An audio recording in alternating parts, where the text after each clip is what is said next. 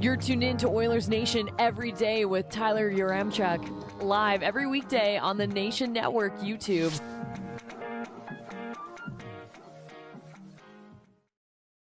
The Oilers are on a 4-game heater, and Oilers Nation every day is breaking news live during shows. What a time to be alive. Let's get into it with the lead.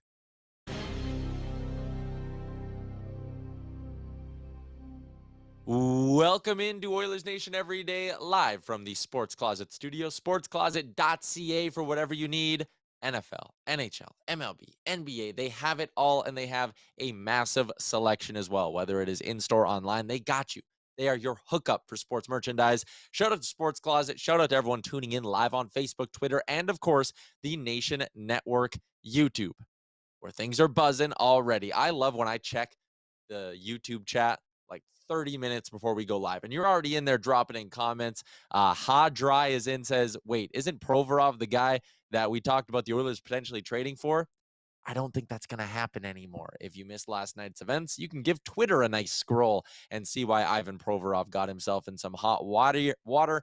We are talking about the Oilers extending their winning streak to 4 games, though. What a beautiful game it was last night from the Oilers. They got depth scoring. They controlled the play at 5-on-5. Jack Campbell had a better than 900 save percentage. We're going to talk about all of that coming up in a few minutes. But first, I want to bring in my boy Liam, because Liam, the chat is buzzing. Liam, the like button's been hit by a handful of people, already. What's the like goal tonight? Do you know what? I think we should go.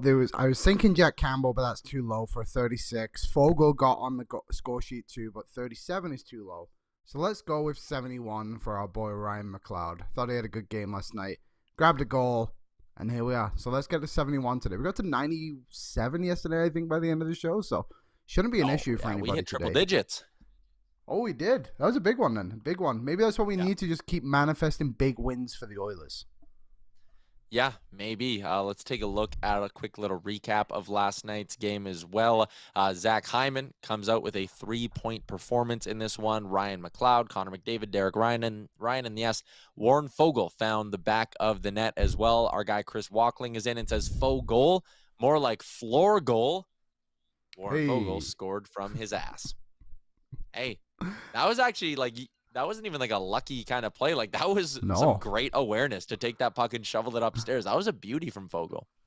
It was kind of funny that was the one that went in for him. Like, he had that one where he drove it in, and then Jones made the really good save on the second attempt. He had the breakaway, and then there was one other mixed in there, I can't remember.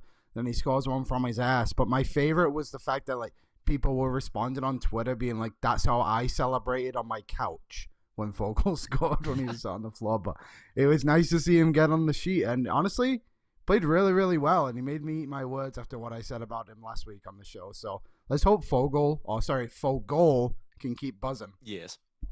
Yeah. Here's another interesting part when you look at who the goal scorers were for the Edmonton Oilers last night. We broke it, Liam, late on yesterday's show that Jesse Puljujarvi was going to be a healthy scratch for the Edmonton Oilers. And I think the decision for who to healthy scratch right now for this team basically comes down to 3 players on a nightly basis. It's Fogle, it's Derek Ryan, or it's Jesse Puljujarvi, or it's Vinny Desharnais if you go back to a 12-6 approach. Well, let's go through what happened last night. Vinny Desharnais picked up another assist and played a really solid hockey game. His time on ice last night was 9:50. He played just over 90 seconds on the PK as well. And the Oilers PK, I thought, was solid, even though they did give up the 1 goal. They went 3 for 4. That's better than their season percentage. So Desharnais had a good game. And then Derek Ryan and Warren Fogle both scored, and the Oilers beat a division rival. It's going to be, I think, near impossible to justify Jesse Puljujarvi going back into the lineup on Thursday. Yeah, I can't see why you would take anything out. And Desharnais, like you said, I thought he played another good game. He got a penalty for being just taller than Yanni Gourde. And then the one he took late in the third was a very necessary penalty. That was a good penalty to take. You know, you got beat, and then obviously you got to bail out your goalie a little bit after Campbell bailed the team out quite a few times. Last night he played really well. But just on Derek Ryan, I know he's been one of those names that's kind of like, oh, well, he makes 1.25. Like, maybe he's the one that goes on waivers. Like, I just don't see how you can take this guy away from his team right now. Like, sure, like I don't think he's an everyday player, but he does a lot for this lineup. And that goal he got last night was good. He was kind of buzzing around. I think he's just a very reliable player. And yeah, like how are you supposed to put Puljujarvi into this team? It's unfortunate for him, but at the end of the day, it's a credit to the players that are playing the game on a nightly basis who are performing at a high level. And that's what this team needs. They're getting depth scoring now too, which is such a massive thing and something that was really plaguing them at the start of the season. Like you listed off those names who scored, McLeod, Ryan, Fogel. Like those guys weren't getting goals in like November and October and even early December too, right? Yeah, and I'm going to have a little bit more on that in our three big things. But Derek Ryan scores. He has 6 goals in 44 games this season.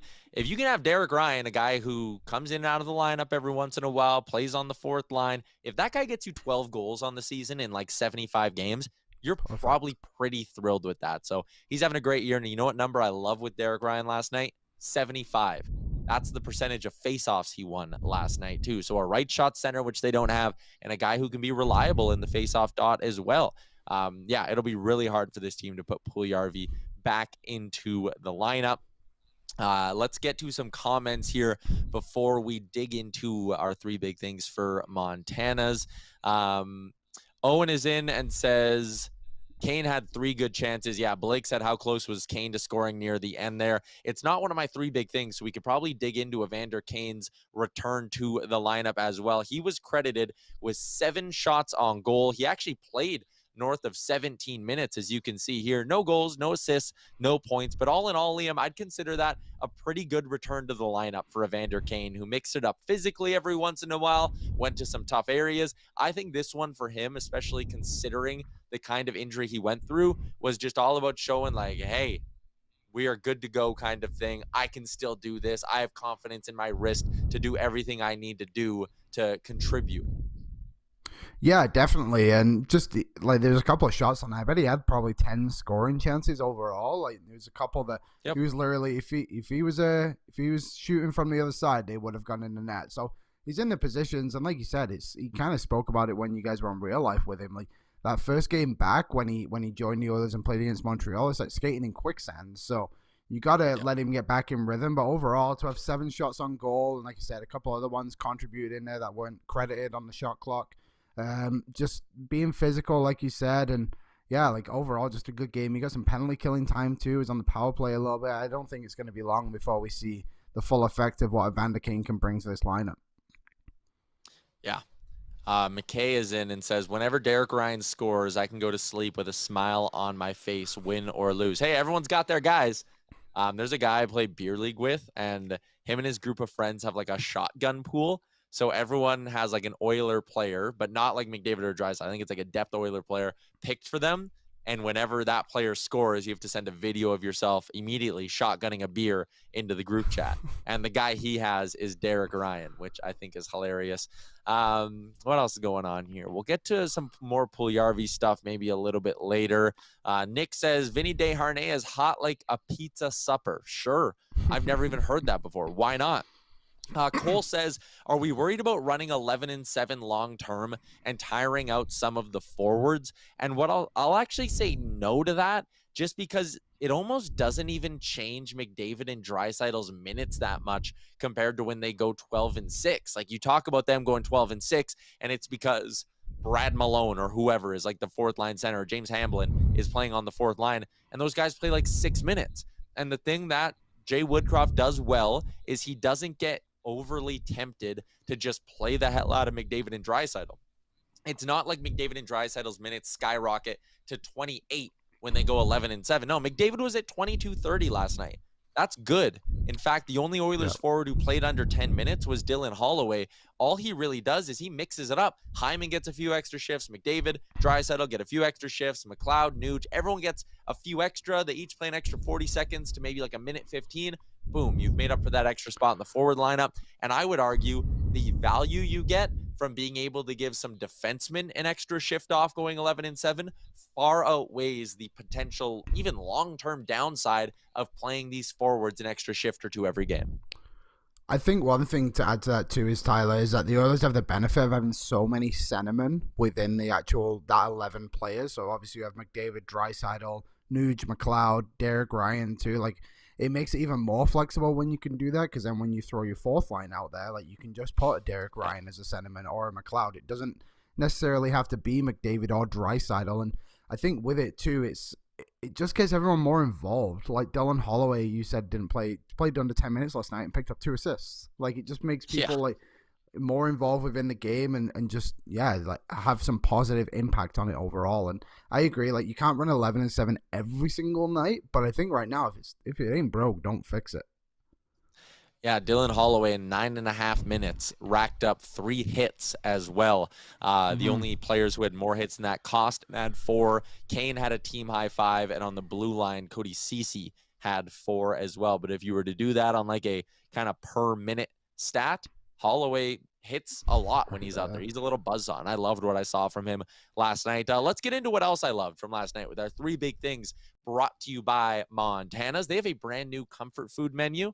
This thing is legit, people. You can check it out on their website, montanas.ca. Also, today is Wednesday. Their daily deals, they are still up. Oh, here's the comfort menu. That mac and cheese looks great. The dessert, the apple crisp, unreal. Is that a spin dip in the top left? Spin dip top left, Liam. With some spin dip, yeah. I mean, that looks phenomenal to me.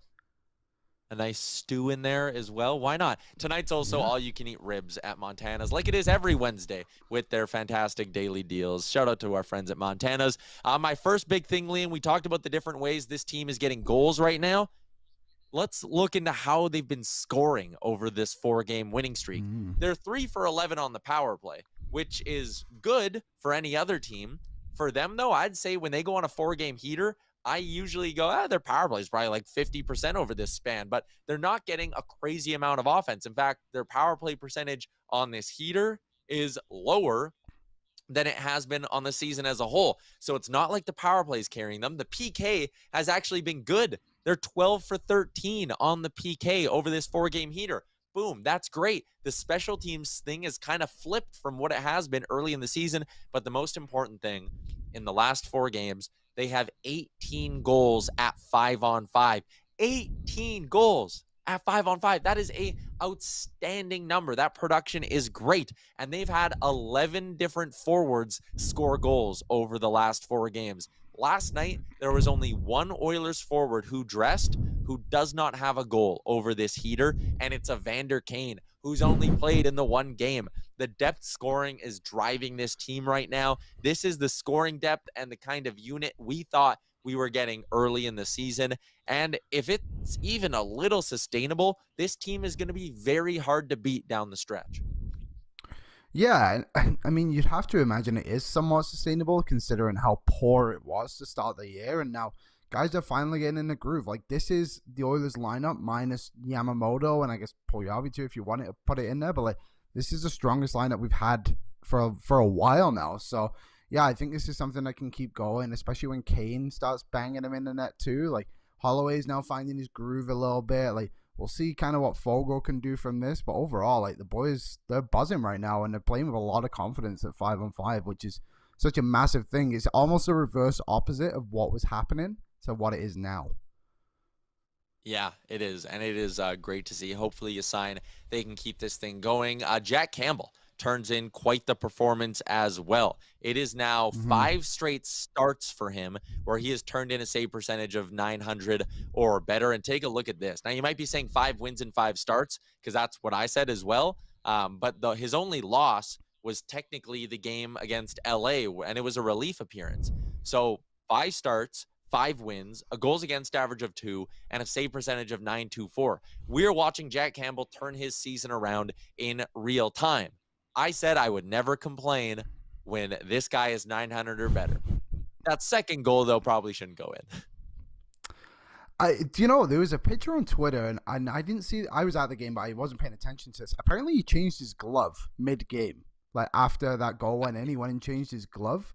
So that's something interesting. But that's the third, I think that's the 3rd goal this season we've kind of seen go in that way. So something you would obviously want to see come to an end. But overall, like, he was rock solid again last night. He made a lot of good saves in the second period too. And then, you know, he's just, you look at the 5 games he's had. He had that big one. It was San Jose, right? If I remember incorrectly, where he came across with the glove. Yeah. And even LA, that one where he came across with the glove too, that did count as a goal. Like, he's getting there at least. And no, I think we're seeing the Jack Campbell we thought we were going to get when we signed him in the summer. And hopefully this is just something sustainable. And then when we get Skinner back in there, Soup and Stu can just be just a deadly combo.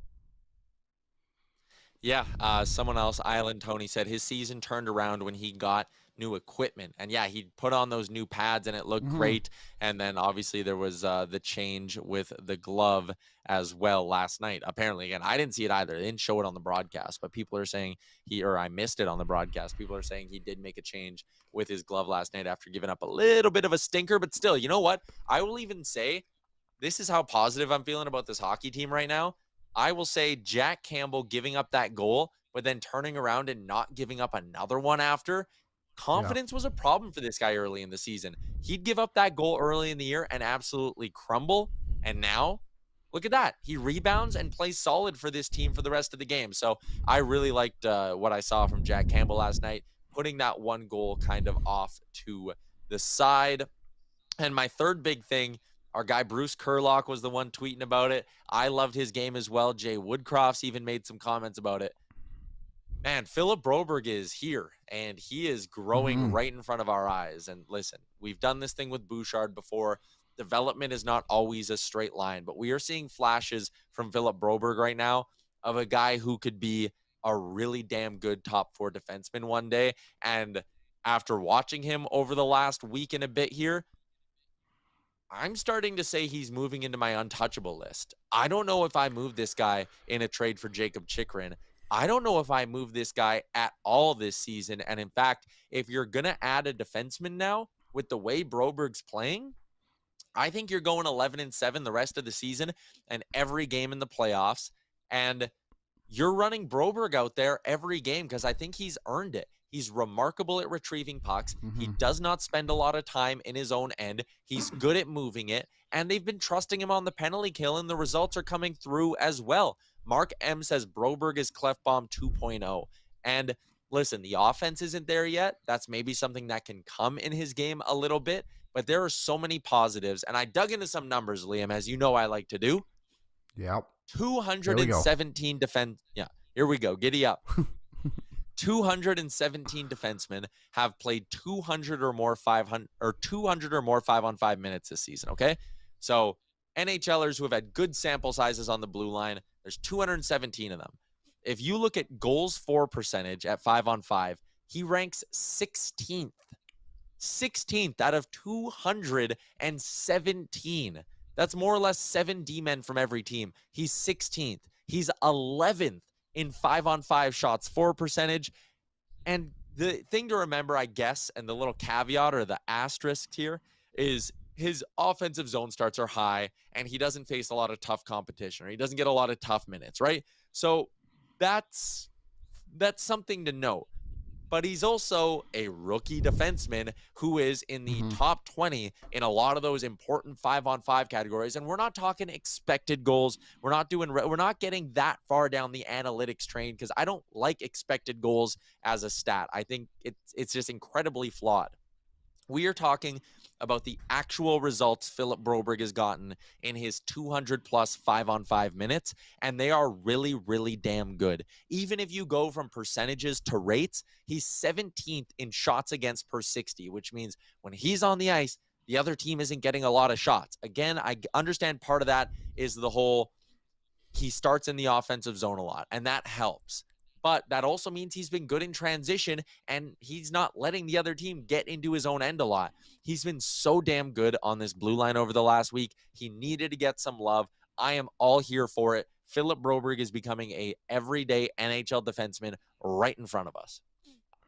Yeah, and I agree, and it's interesting. Last night I was at the game, like I said, and it was a play, and so he went out like he was going back to get a puck, like you said, which he's good at, and he could have just like easily rimmed it to his new next D partner, but he was just seeing the ice so well, he rimmed it all the way around to like basically the red line, the halfway line, and like got it to the next guy there who tipped it in, and everyone got his own change. And it was just like, that's such a heads up play, and you don't make that kind of play if you're not playing with confidence right now. And I think that's what Broberg is evidently playing with. And you said like he plays with a lot of offensive zone starts, but that's also a credit to Woodcroft and Manson for putting in a position to succeed and for him to get that mojo in his game. Because we all know like he's obviously, what was he, 8th overall pick or whatever. Like he's high expectations for him, but you need to get that confidence before you can start playing for those expectations. And that's what Broberg has right now. And I think, like you said, like, is he quickly becoming untouchable? I think he's putting himself in a category, or at least making it difficult for the Oilers to go and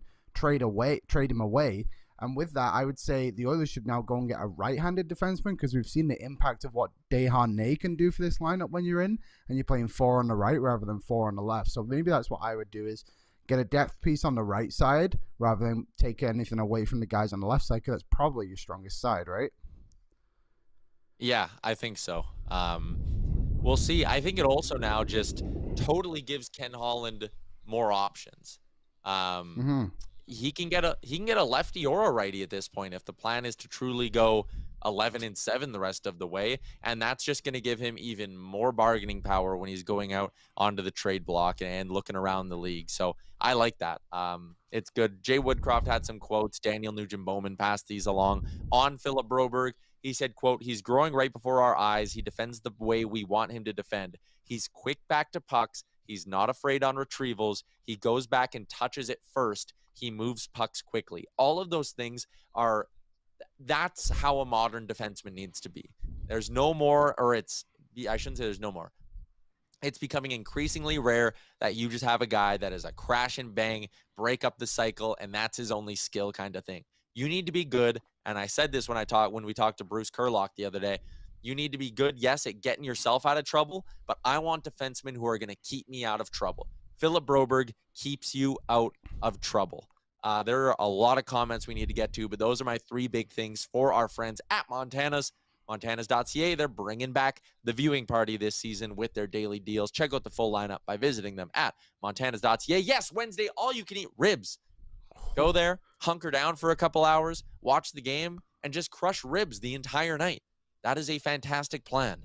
There's nothing wrong. You can't poke holes in that plan. Liam, we're in a good mood today. The Oilers have won 4 in a row.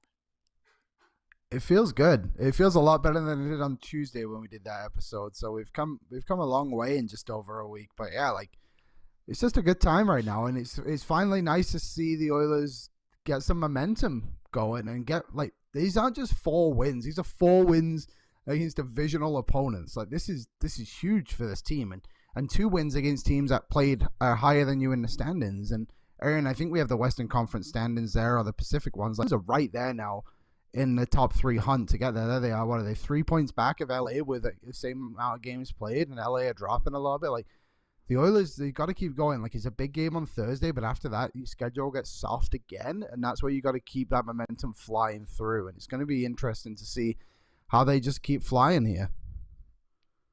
Yeah, it will be really interesting, because you know what? Their next 2 opponents, the Tampa Bay Lightning and the Vancouver Canucks, the Oilers are going to play each of those teams as they're coming off back-to-back games, which I think is really a door open kind of opportunity for the Oilers. Yeah, Tampa Bay is really damn good, but if they decide to burn Vasilevsky tonight against the Vancouver Canucks, then tomorrow you could very well be getting Brian Elliott in that hockey game. And guess what? I know we kind of did this once with the Vancouver Canucks when they started calling Dalia against the Oilers, but if they burn Spencer Martin on the first game, that means the Oilers are getting a 3rd string in the second one. And Brian Elliott, in his last 3 starts, has allowed 10 goals. This isn't a guy who is a great backup or anything like that. He's an incredibly average goalie with a .317 goals against average on the season. So you could have a chance to face a couple of backup goalies. And I know we know this team.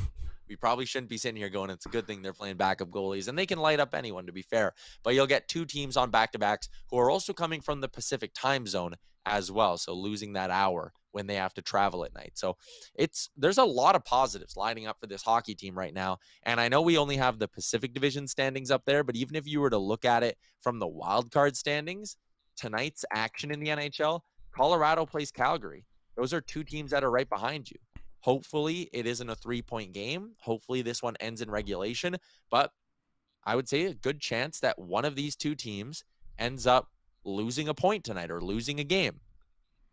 or not a good chance, you know what I mean? A good chance it doesn't go to overtime. And that's just going to help you create even more separation. Also tonight, that is about it for teams around the Oilers on the out-of-town scoreboard. Yeah, but you can see the wild card standings here. Edmonton in that top spot. A good chance tonight with that head-to-head game to gain a little bit more ground in a way on both Colorado and Calgary. And then tomorrow, when the Oilers play the Lightning, the Blues are taking on the Preds. Those two teams are right around the Oilers in the wild card race as well. So a lot going on. Also, LA gets Dallas tomorrow. So schedules are getting tough for some of these teams. I don't know. It's a good chance for the Oilers to keep gaining some ground as they roll along here. It's interesting, isn't it? Because it felt like at the start of the year, the Oilers were just playing almost every playoff team in the league and struggling against it because they couldn't get anything going, sustain anything. And now the schedule's flipped a little bit where those teams above the Oilers are now playing the tougher opponents, I guess you could say, and the Oilers' schedule is getting a little bit softer. But yeah, like Oilers got to capitalize on that too, because we've seen it far too many times this season where they've had leads against poor teams and blown it in one way or another, or whatever's happened. They just ultimately haven't come away with 2 points. Is the conversation in this. Something interesting happened at Oilers practice today, and Ryan Rashog just shared it. There's a video, and I know you won't be able to see it, but I'm watching it now. The team kind of mobbed Stuart Skinner and gave him like a big hug and then skated away. What do you think that's about?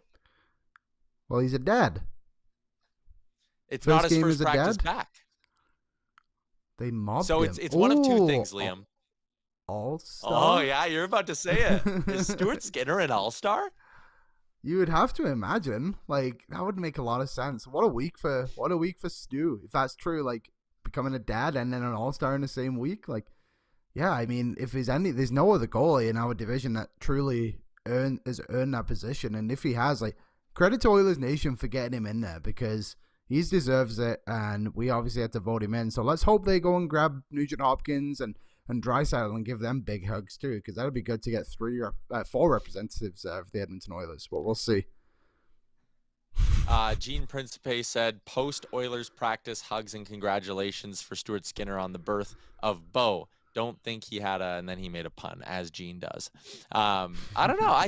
It wasn't his first practice back. So like if they were third, it's like his third. Yeah. Yeah, and he had a game last night. There was actually a moment, so I was sat behind the Oilers bench and not too like in the second tier, and at the start of the second intermission, Louis DeBrusque gave a little congratulations to Stu as well. So just everyone's just giving Stu some love, and he deserves it. All right, so here we go. Aaron, you are the man. You are on it today, Aaron. Here's the video of the Oilers congratulating Stuart Skinner on something we don't know. The birth of his child randomly in his third practice since having a kid? Or is it a nod that Stuart Skinner is going to the All-Star game? Or are they congratulating him because he's getting the start tomorrow and it'll be his first start as a papa? I guess we'll find out. I almost don't want to end the stream so we can wait and find out. I don't know when the NHL is even announcing this. Maybe someone listen. Oh, Dr. Gonzo says voting ended last night. That's what I was going to ask everybody. So maybe we will see what happens there. But I'm excited for that. That'd be a great storyline. In 1 week, you become a dad. You're an NHL starting goalie. A couple weeks ago, you got a nice fat extension as well. And then you're going to go to Florida for the All-Star game. Great stuff. You also Alex can mix in there too that he played with Tyler Benson and James Hamlin too this season. 2 guys who he played like U15 hockey with, which is kind of nuts. So it's been a great season for Stu, to say the least. Yeah. Good stuff. There were some comments in the chat I want to get to before we wrap up the show as well. A lot of you guys talking about the Brad Marchand thing last night. And I didn't read too much into it, but basically what happened, Ian McLaren, who's a great guy, by the way, and a great follow, he hosts Locked On Bruins. He tweeted out some line combinations for the Bruins, and on the third line, he put Jesse Puljujarvi. Again, talking about how Puljujarvi was a healthy scratch. Maybe he's a buy low candidate for the Boston Bruins. And Brad Marchand, yes, like the real Brad Marchand, responded with the emoji that's like the shushing thing, like, shh, keep it quiet. Or was Marchand saying, shh, Leave us alone. Don't talk about stuff like that. We're not mixing things up right now. Either way, it led to a lot of speculation that, hey, maybe the Boston Bruins could be an interesting fit for Jesse Puljujärvi. Taking a look right now, they're projected to have just over $3 million in deadline cap space. So they could certainly do it if they wanted to. Maybe Edmonton would have to take back some money in the transaction. I mean, obviously they would. I don't think Boston is spending all of their cap space straight up on Jesse Puljujärvi. Like, they're firmly in their cup window this year. It's last dance vibes, all of that stuff. I would hate to be someone who bet against them winning the division. That would just be an awfully embarrassing thing to have happen. But someone threw out an interesting name in the comments. I forget who it was, so I apologize. And the chat's moving so damn fast, I can't keep up. But Trent Frederick. I looked into him a little bit. He's listed on Cap Friendly as a left wing, right wing. He's listed on NHL.com as a center. So he's a versatile forward, is what we'll call him here. 6'3", 214 pounds. This dude is big. This guy has 9 goals in 40 games. He's scoring at nearly a 20-goal pace this season with the Boston Bruins. He averages over a shot on goal per game as well. $1 million this year. An RFA with ARB rights at the end of this season. If that's a potential return, I'm wildly intrigued by that. I don't quite understand why Boston would do it, because, again, Trent Frederick seems like a guy great on the PK. You want a big body like that in the playoffs. He fits the Bruins brand as well. I'm not sure why they would want to swap him for Puljujärvi, but if they would, I'm listening. I think it's such an interesting thing to bring up. Like, the fact that was tweeted, like, he left a comment and he was like, oh, I was just kind of speculating. But the fact Marchand commented on it is very weird too. Puljujärvi for me just doesn't fit what the Bruins do. Like, he's not like that big bad Bruin, right? Like, literally exactly what Trent Fredrickson is. So it just doesn't really work for me. I don't get it. But it was interesting too in the comments, people being like, well, what's wrong with Puljujärvi? Like, Edmonton just aren't developing him and everything. It's like, but maybe just watch him a little bit more and you'll get it. It'll be interesting. But like you said, if the Bruins only have $3 million, I just don't see them spending that money on Jesse Puljujärvi when they're being linked. Like, last year they went and got Hampus Lindholm. They're big time players at the trade deadline. They got Taylor Hall a few years before that. Like, I think they're going to go after a big dog at this deadline to try and get that final championship. Like you said, it's got very much like last dance vibes in Boston right now. So we'll see. But if that's the deal for Puljujärvi, then I'm all ears. And there you got to look at the Brad Marchand tweet as well. So first off, Aaron. Oh, man. Aaron, the producer, is hotter than the Oilers themselves right now. He's been pulling up everything as we're talking about it. We didn't prep we rarely prep a show. We didn't prep any of this thing. JJB Music says Marchand is just stirring. John Glenn says, I think that Marchand was just saying, let's not talk about the great thing we've got going on over here. Then John says, like I do with my fantasy football teams. I like that. Tyler Mulick points out Puljujärvi leads the team in hits and fights, which I think cost and passed him, because I'm pretty sure Kleem has 3 now. But regardless, Puljujärvi has gotten credit for a couple of tilts this year. He has been playing better physical hockey as well. So there you go.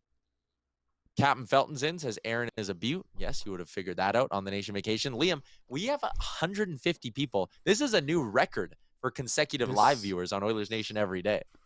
It is a little nutty right now, and that just goes to show how the city's feeling about the team at the moment. Everyone's just buzzing about them. Let's keep the likes flowing too. Like, can we hit 100 likes on this show for back-to-back? We're at 84 right now. So we haven't got a lot of time left, but if you're in there, let's just slam it and see what we get to. But yeah, like, man, oil country. We're all feeling it right now. We're all feeling it. And I think the players feel it too. The energy in Rogers' plays, like, it was a little 50-50, and then I hate to say it, but the wave got going. And there was a lot of energy in that building. But to be fair to everybody, there was a 3-goal difference at the time, and it wasn't 2-2, and you went penned in your own zone like you were in Vancouver. So I give Oilers fans credit for that one. Right. Maybe we got to break more news on the show. Maybe that's the key to us getting all these these likes. What should we break next? Maybe we get something on a Klim Kostin extension. Ooh. Maybe we will. Spicy. Alex is in and says, you guys do a great job. Love the content daily. We love you, Alex. Peter says, stop doing the wave. I don't love it. Dr. Gonzo says, is there a reason for the wave hate? I just hate fun. That's my reason why I don't like it. Aaron says, maybe you broke the Stuart Skinner news.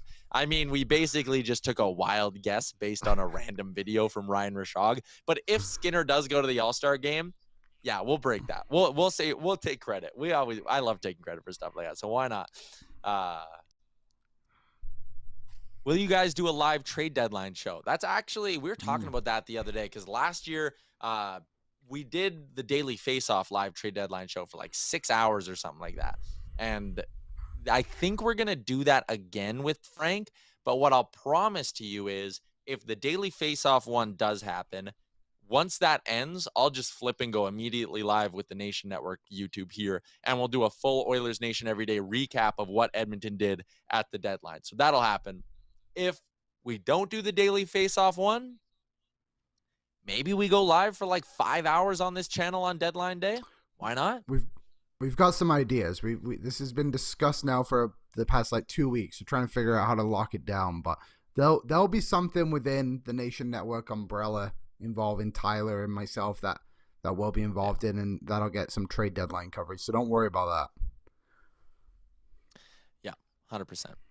All right, let's before we get back into the chat, Liam, let's give some love to our friends at Betway and get to our daily bets. Take a look.